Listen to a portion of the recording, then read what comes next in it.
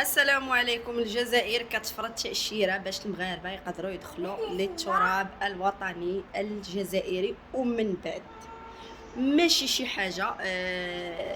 الناس المضطرين بهذا القرار اللي بالنسبة لي أنا هو واحد القرار صبياني.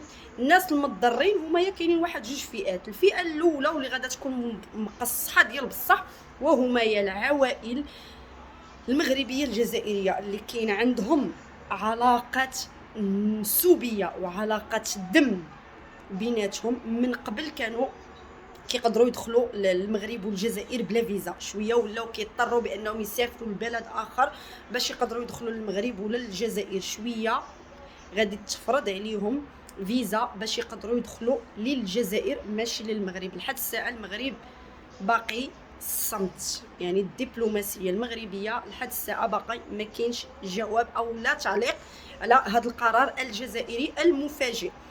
الفئه الثانيه اللي مضره وهما اصحاب القنوات ديال التيك توك ديال اليوتيوب، هما اللي مضرين. يعني من بعد كانوا كيمشيو المغاربه الجزائر وكيديروا فيديوهات على حفاوات الاستقبال وداك الشيء، والفيديوهات ديالهم كيطلعوا هذا الشيء ما بقاش، خصو فيزا. والجزائريين اللي كيمشيو للمغرب حتى هما غادي يصعب عليهم الحال. علاش؟ لانه انا متاكده بان الدبلوماسيه المغربيه غادا تجاوب بالمثل القرار الجزائري. هذا ما كان. اما بالنسبه لي انا قرار عادي وقرار تخربيقه تزربيقه وماشي في المحل ديالو، وضر الناس اللي مضطرين كيف قلت لكم قدروا يكونوا جزائريين اكثر ما هما مغاربه. تهلاو.